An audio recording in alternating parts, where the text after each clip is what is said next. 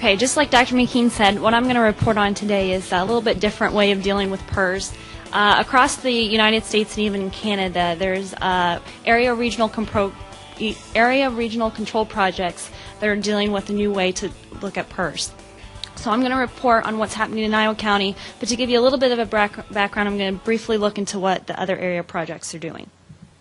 So here's a map of the regional control projects. You can see that they're spanned all across the country and even Ontario, Canada, ranging from Colorado, Minnesota, Nebraska, here in Iowa, Illinois, Indiana, Michigan, and even Pennsylvania. These area regional control projects started a couple years ago. They started in Stevens County, Minnesota, with credit due to Dr. Bob Morrison from the University of Minnesota. They started in Stevens County, and they had some progress, so they decided to expand the project to northern Minnesota, all commercial pig sites north of Highway 212 in Minnesota. So with the success of this project being able to get somewhat of a handle on PRRS, other regional control projects have also begun. In western Michigan and Illinois were the next to the start, and then you can see in 2010, just last year, a slew of projects started in Pennsylvania, Colorado, Nebraska, Indiana, Illinois, and here in Iowa. So there's a theme to all these projects, and I'm just going to hit on 7 features that are common to what these projects are doing. So producers are being enrolled into these projects, and the first thing that we want to do is establish the PRRS status. And when I mean status, I mean their serostatus, if they're positive or they're negative. Then they're also working on mapping these sites, and the producers have agreed to share information, and doing so most of these projects where they're signing agreements to say it's okay to share my information. And then all of these projects are using the PADREP, like Dr. Ruin described, the production animal disease risk assessments, to really emphasize biosecurity in these projects. And then they're also going to put an emphasis on developing herd plans for these sites, because the goal is to reduce the prevalence and possibly even eliminate it from the regions. So to move into what we're doing here in Iowa County. So when we started this project just last year, we had 4 main goals that we'd like to see happen in Iowa County.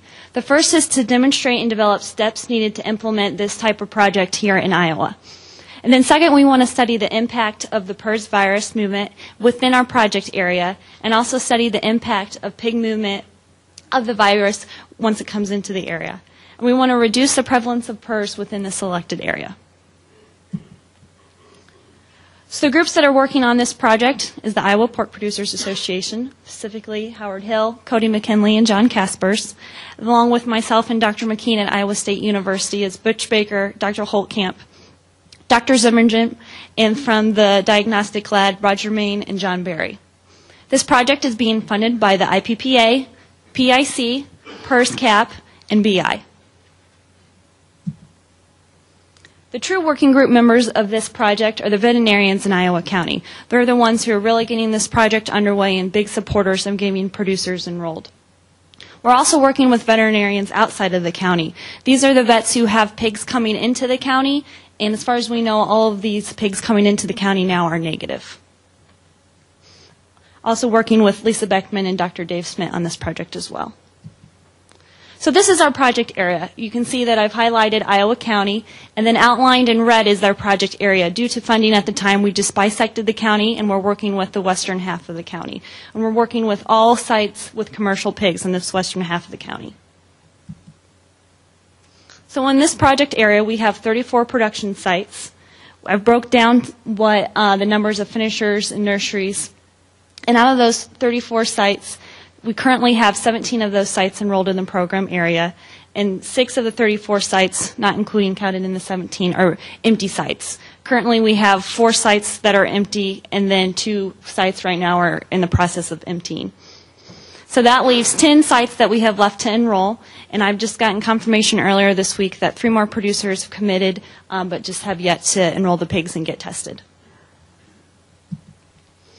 So this map shows the swine premises inside the county. As you can see, there's a large clusters of sites in the southeast part of the county that are not in the project area. We hope to expand this project to include all of the county at one point. However, we do have 1 producer at this time, even though he's outside of the project area, who's willing to work with us and share his information as he sees promise that it will reach to this side of the county. This map, it's a little dated. It's from 2002, but it gives you an idea of pig density in the state of Iowa. As you can tell, Iowa County isn't the most pig-dense county in the state compared to northwest Iowa or even its neighboring county of Washington, but still represents a large number of hogs.